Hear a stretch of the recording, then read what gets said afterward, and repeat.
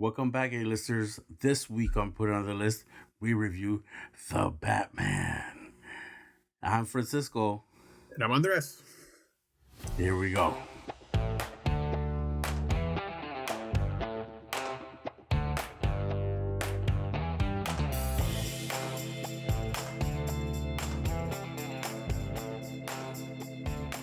All right, man. The Batman. Oh, man. Finally get to nerd out with you about this. You know what's weird is I realized a couple days ago when they first released pictures of the Batmobile, I put that as a screensaver on one of my computers that I was working with at the time. And it was like a promo picture. It didn't show all of it. It just showed like a piece of it. And I thought it looked awesome. And I was looking back and I'm like, this was like 2019, I think I put this thing on my computer. I was like, it's been that long. Yeah. It's been that long. Yeah, long time coming. You know what's funny on my end? So a little extra nerd trivia or facts is I like to buy Batman Hot Wheels, and they come out every year with different ones. And so I've seen this one for a while. Like I've had Right? for this edition of the movie, I've had a the Batmobile Hot Wheel for a while. I'm like, ooh. I remember I bought it, and my first thought was like, should I send you a picture? Because I didn't want to spoil. I don't know if you wanted to know what it looked like. Yeah, some of the design stuff's okay. So it was hyping me up. So, anyways, yes, I think we're both pretty hyped going into it. So, All right, man. So, who wants to go first? You want me to go first? I want you to go first. What was your initial impression? After watching it? So I went opening weekend at the movie theater, watched it on the IMAX experience, not a real IMAX, but it was close enough, I guess. And I left extremely happy. A few like nitpicks, but overall, like the theme of the movie, like it flowed all the way through. The characters made sense. Some cool little things like Gordon and Batman being like Butch Cassidy and Sundance Kid. They were like they had like a little repertoire chemistry between them. They did have a bit of a mentor-mentee kind of thing. Yeah. I only trust you, that kind of thing, so. Because Gordon was like the veteran officer and Batman is basically the rookie. Yeah. So he's still totally learning the ropes. So that's a good analogy. Yeah, so I was happy with that, and I was happy the chemistry with Zoe Kravitz and Pattinson was off the charts. You could feel it in the screen, and every time we saw him in the suit and in action, it felt good. It felt good. Like the way it's supposed to feel. Like, yeah, that's the Batman right there on the screen. So, super excited. I have a couple nitpicks. I don't know if you want me to save them until later, but yeah, we'll get into those. I definitely had to have some myself. Okay, how'd you feel after waiting a little longer than everybody else? So I watched it on HBO Max the first week it came out. I had to block 3 hours aside so we could just sit uninterrupted. I didn't want to have to shut the curtains, light some candles, get all romantic. I really liked it. I definitely have more than a few issues, but overall I was pretty happy. I was pretty impressed because I did not watch the trailer. I did not know what to expect. I had loose ideas over the years. People kind of talk about the story, what some of the stories were based on, and I was just trying to just go in fresh, and I was pretty happy. So that's my initial impression. And then, as you know, I watched it again for the most part. I didn't sit and watch with all my attention, per se. It was more in the background, but I'd say I was about 50% paying attention to all the important stuff. So I really got into it. I really like a lot of this film. So, with that being said, what were some of the things you liked the most? I really like the opening scene, like the sequences between we get the Riddler right away, and he's like like, whoa, they're really going there right off the bat. Like him killing the mayor, the first couple minutes, and then right after that we get some narration from the Batman and him walking up the dark hallway in the subway or the train station, and then you see the first bit of the Batman too. So right away you get the antagonist and the protagonist, and you're like, oh man, here we go. And so I really enjoyed that. Um, the chemistry between Gordon and Batman, I enjoyed that. The Batmobile, I had to tone it down because man, when I first heard the screech and then the motor revving on the thing on the Batmobile, I was like, "Oh my god, what's happening? What's happening right now?" I was so like ready for it. I felt like a little kid, seeing something that he didn't know he wanted, or was missing and stuff. So it was really cool. And then the chase, man, that car So chase was amazing. so let's talk about the Batmobile for a second. I'm right there with you. I loved the fact that you saw in the background for a few shots covered like with the I don't know, shop blanket.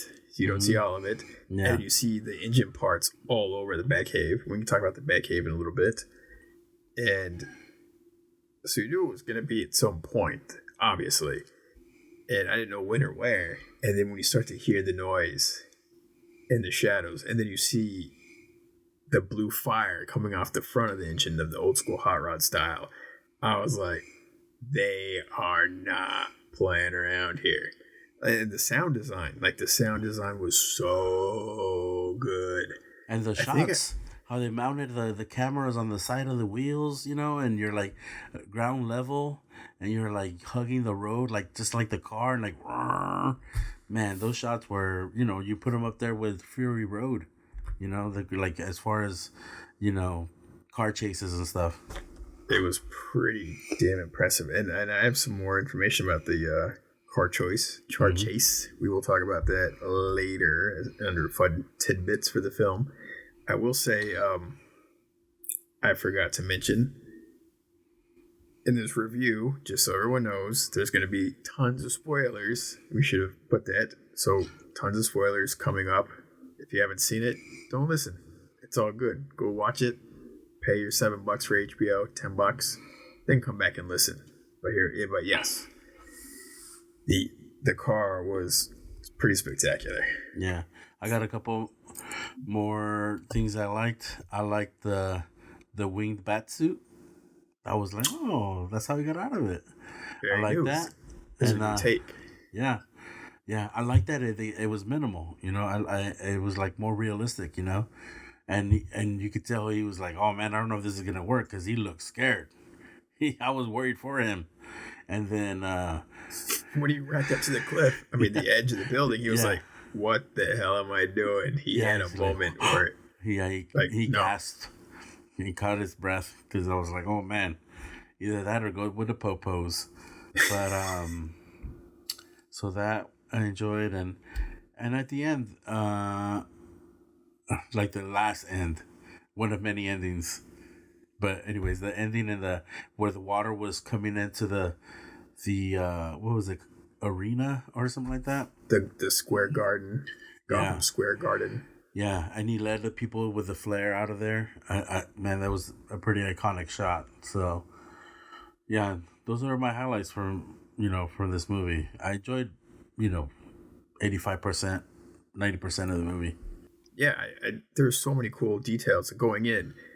Um, where's the Batcave? And they answer that immediately. It was in an abandoned subway station right underneath Wayne Tower where he's living. So like that's very convenient. So I'm like, okay, and they designed it well. Um, one thing I did not expect, and I was like impressed.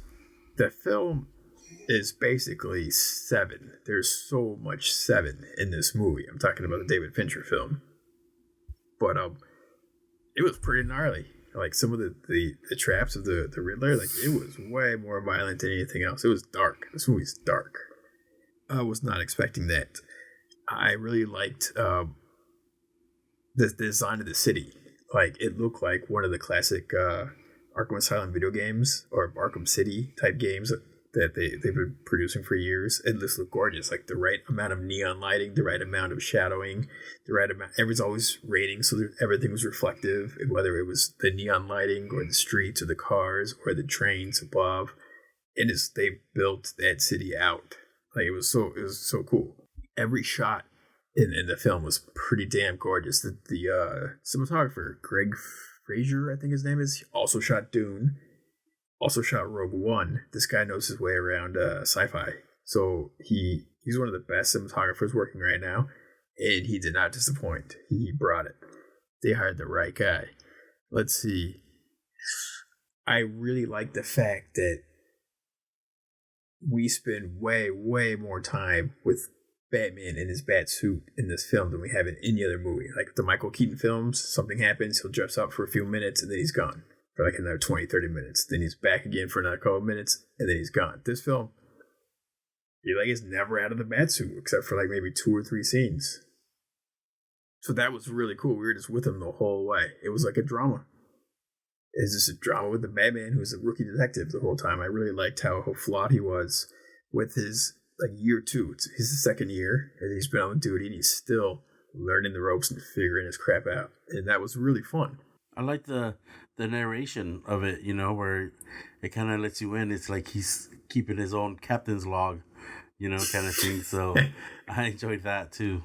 Did you catch the 2 sides of the same coin where he has his journals and the Riddler has his journals? And then there's a lot of parallels. 2 orphans, and towards the end it all comes to a head where the Riddler believes we're working together. And he's like, what the hell are you talking about? He's just not able to take a step back and take it all in, realizing like the effect he has on other people, and he's got to like change his approach if he really wants the world to be better. He's got to be better, which was a real great lesson. The whole movie is him just trying to figure himself out. Yeah. So that was really cool. I liked Catwoman. I wasn't sure what they were gonna do, but they kept her kind of simple. Like she was a thief. She had a simple outfit. She was really good at kicking people, and that was like, all right, that was enough. Yeah, I enjoyed her too. And their chemistry, I was like, shit, this is really good. Yeah, they did a great job. I like that they didn't try to shove her down our throats per se. You know, like you know, or her ham it up where she's overdoing it, or like purring like a cat, or anything too cartoony. You know, for a little bit I was like, are they going to give her like an origin story? They gave no origin story, and I ended up being totally fine with that because they kind of kept her simple. Like she's going to steal some set, she's got some friends, she just wants to get out of there. They gave her a little bit of background, you know, with the little bit. Oh, no, yeah. They gave some like familial background, which made it more interesting. So I like that. And they kept it fairly simple. They didn't have her being licked by cats as an origin like Batman Returns. All right. What didn't you like? What wasn't working for you? I didn't like when Alfred got blown up and he was in a coma, and Bruce was in his feelings about what Falcone had just told him, and Alfred wakes up and he's all happy to see Bruce, and the first thing Bruce says is like, you lied to me.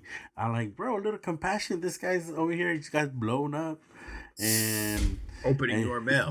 Yeah, opening your mail, you know, and you lied to me.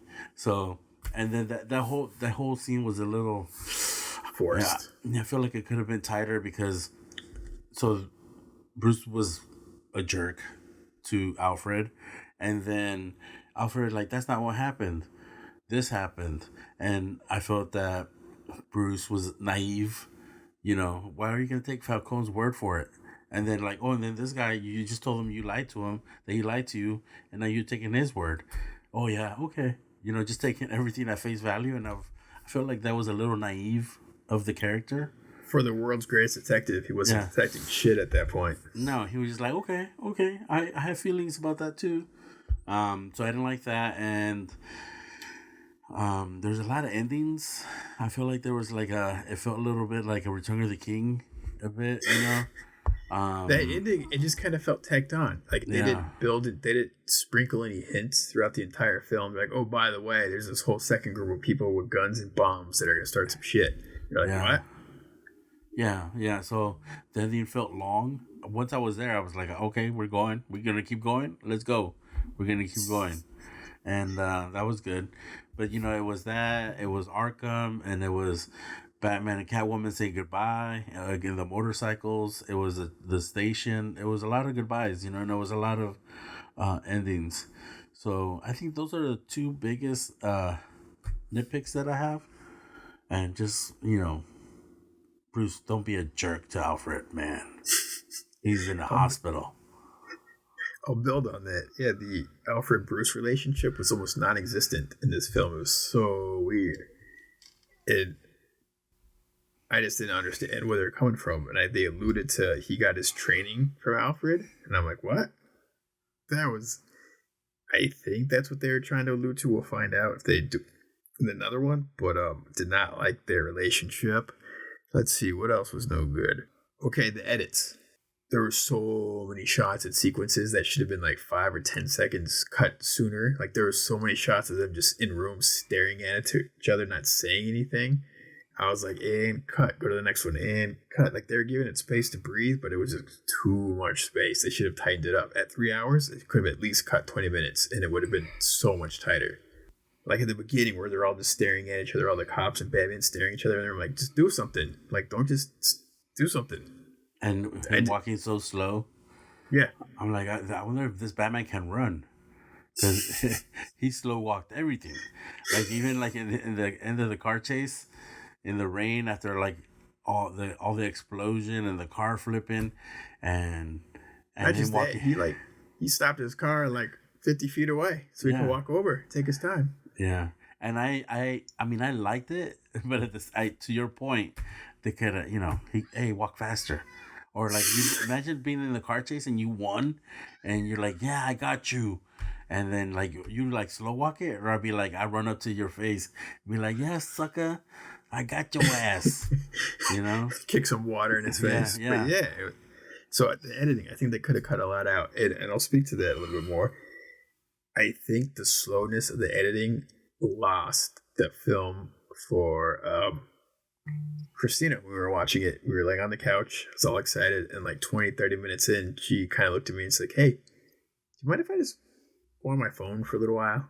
I think Marcy tried watching it because when I put it on HBO Max today, and just to have it on the background, and I think she watched 30 minutes of it because that's where the little icon stopped. I'm like, maybe we should run out of time. You're not doing it. No. Yeah. It's kind of a specific. Yeah. You have to be in the mood unless you're like, empowered by the nerd power. Yeah. So I get it, but it's awesome. I thought it was pretty cool. Yeah. A couple other things. He was not that in shape.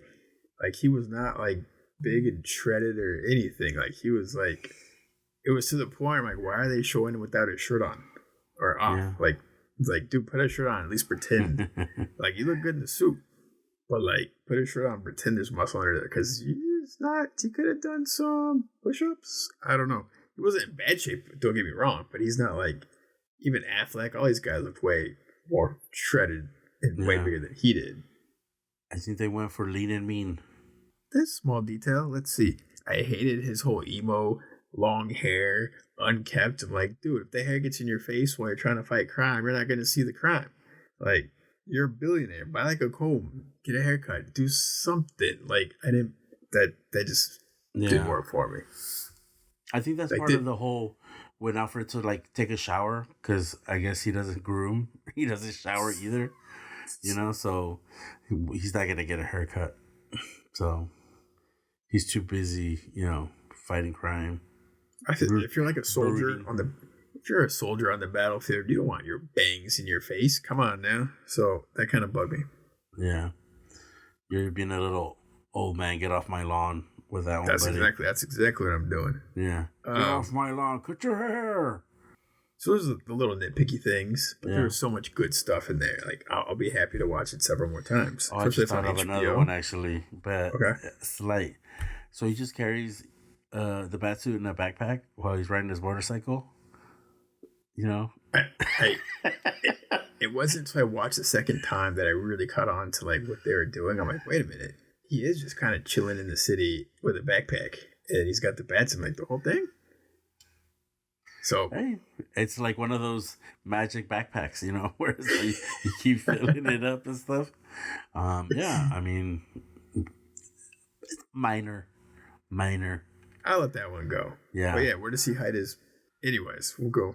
Anyways, his whole wingsuit and everything in his backpack. Yeah. Where did he get the suit? I'd like to know a little bit more about where he gets all this stuff. Like, he had some cool technology. I would say, like, there was some pretty cool stuff. The contact camera, that was pretty cool. It was cool. The club was dope. I love every time they went into the club. And like, you know how he went to the club and knocked on the door 3 times? Yeah. One as Batman, one as Bruce, one like with the bat suit and the backpack. Ninja Bruce, yeah. Yeah. I liked it. There was like a development in his character each time he knocked on the door. So and the third time it's more like Ninja Bruce. Yeah. Like, so I enjoyed it. I enjoyed it. And the club was cool. Yeah. And I liked how the Penguin's character had like his office was literally next to like the changing room. It was just a giant window so we could watch all the women getting changed, I think. Yeah. I was that guy, man. Colin Farrell, huge shout out to Colin Farrell.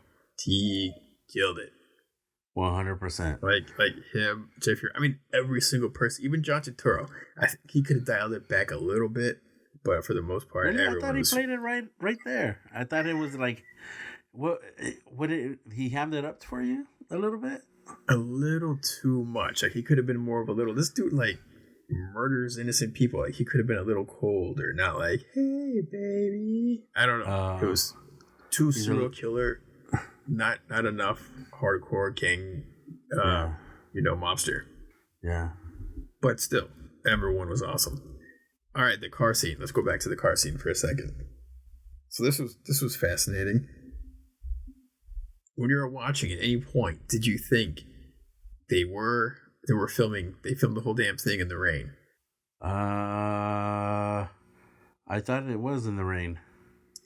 So it turns out they did not film any of that in the rain. They had to add all of that. They added all of it in post for the most part. Wow. So I had to look that up, and I saw how they were doing it. And I was like, oh my God. I know how they do it. But the amount of effort that it took to complete to look that good. A lot of digital rain and water and mist and fog lights and explosions, and there's so much they put into it. Off the water. Everything is insane. Like, they had to. And here's another thing: a lot of those shots were completely CG. So some of the shots that you probably really, really liked, completely CG. So they probably like the shot in the mirror when he comes out of the flames. 100%, yeah. So they did a really good job with it. That's all in post. It's great, fantastic work. They it took me a while too to figure out all those shots on the construction building where they keep meeting with the bat signal. Mm-hmm. That was all LED screens that they're surrounded by with. That's why it looks so damn perfect and good. And I was like, oh, that's how they captured all the perfect lighting. They just filmed it surrounded by LED screens, like the Mandalorian technology. But they used it like in a non-sci-fi way. They used it like in an everyday city, but they lit it in like a gorgeous way. So it just looked, well, it's controlled, and it was just gorgeous. So that was really cool. I really like this one little detail. I really, really appreciated seeing. There was one scene where he was, I don't know, taking off his gloves or putting his gloves on. And they showed he had like hand wraps, like boxing hand wraps that he wraps his hands in when he's going out. And it makes perfect sense because he's punching so many people throughout the whole night. So you would want to wrap your hands up and protect them. So I'm like, that's awesome. Yeah. I know it's a little thing, but I super appreciated it. The chase scene was awesome. Here's another fun tidbit. Andy Serkis being cast as Alfred. He's a good actor, but I couldn't understand why they had him. But then I realized the same director directed the last 2 Planet of the Apes films, which starred Andy Serkis as Caesar. So they've worked together twice already. So this is a chance to get him in his full face in front of the camera. And I'm like, all right. So let's just hope in the sequel, Andy Serkis' character has Alfred, much bigger part. Yeah, that would be cool. Yeah, I'm looking forward to that. And they did announce this a couple of days ago that Batman 2 is on its way. No date, no details. Just they locked down the cast and the director, and everyone's coming back. So he's got 2 years to do some push-ups. Hopefully, he gets a few sets in. Yeah. Let's see. Was there anything else? That's funny. Skinny Bat. Yeah, Skinny Bats. Yeah, I think that's pretty much all I got, man. I big fan. Liked it a lot. I think we're both on the same page there. Yeah. Not the best, but man, like it was a solid movie, and the highs were really high, and then the lows weren't too bad, So for me, it's that's a good movie. So 3 hours is a lot, So you have to enjoy it, when you watch it. I think if they streamline the next one a little bit more, and just give a little bit more of a, I don't know. They set up the Joker, and then the film. I didn't really like how it looked, but I guess they're just making it an ugly film in an ugly city and an ugly. Yeah. Everything takes place at two in the morning in the rain in an alley. I guess they all kind of fit in that way. Yeah. All right. Here's my last thing. Paul Dano. I liked most of him, but in 2 scenes where he starts trying to be kind of like scary, he changes his voice to be like, he starts whining in this weird tone. Yeah. That shit, that was not like scary or frightening. I just wanted to like slap the crap out of him. Like, dude, are you being serious right now? Yeah. Like, you sound like a whiny child. Like, I'm supposed to be scared of you? By that time. Yeah, no, by that time. Once he doesn't have the mask on, it kind of takes a lot of the intimidation aspect away. So, yeah, he wasn't intimidating when he was locked up, but that first scene, you're like, oh, damn, this is a different kind of Riddler. Oh, yeah. So this is David Fincher's Riddler. Yeah. He did a good job. He hit that voice, that screech or whatever you call it. Bruce. When he was calling his name, it's like, what? What are you doing? But yeah, I mean, it was a choice. That was his chance. That was his choice. I fast forwarded it when I was watching it again. I just couldn't take it. I'm like, I don't when you watched it the second time? Yeah, I didn't need it. So bye. Okay. So are we gonna grade it, or what do you want to do? You want to give it a 1 out of 10, or what do you want to do, or out of 5? How about 1 out of 10 batarangs, which he didn't even use in the movie. All right. 1 out of 10 batarangs. That's true. Go ahead. For me, I'm gonna give it a 8.5 batarangs. So yeah, I enjoyed it a lot. So 8.5, it's a good score. Which is crazy in my head. I give it 8.5 as well. That was. What do you know? What do you know? Yeah, what do you know? Yeah. It wasn't like a perfect film. It was not The Dark Knight. Because we watched The Dark Knight recently, and man, that movie is still. Yeah. But if the sequel goes in the same trajectory as went from Batman Begins to Dark Knight, the sequel for this has potential to be like the next Dark Knight. So fingers crossed. Sure. Fingers crossed. The next one. Yeah. And one thing before we go, I want to shout out the score. Man, the score was really good. We didn't mention it, but we did it. But man, that I don't know the composer's name, but Michael I think Giacchino. Okay, yeah, and I'm not. He did the Incredibles. He did all the Star Trek films. He did the last couple Star Wars films. He's done so many. He's probably top 3 composers. Like, he just gets all the good stuff. Yeah. Well, anyways, shout out to him because it was badass.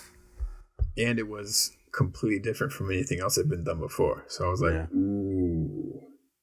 Yeah, big fan. It just worked. And it didn't overpower anything. It just complemented everything. No, it went right with the pace of the film. All right, man. That was fun. I think we had a lot to say. Yeah, sounds good. We'll be back with the new one soon. We got a couple other films, and we might even have to do an entire season of a show or two in one of these too. Yeah. Because we got a lot to say. There's a lot of stuff out there. There's so much. But all right. So until next time, you are Francisco. And I'm on the rest. And this was our review of The Batman. All right, put it on your list, and we'll see you guys soon enough. And we're out of here.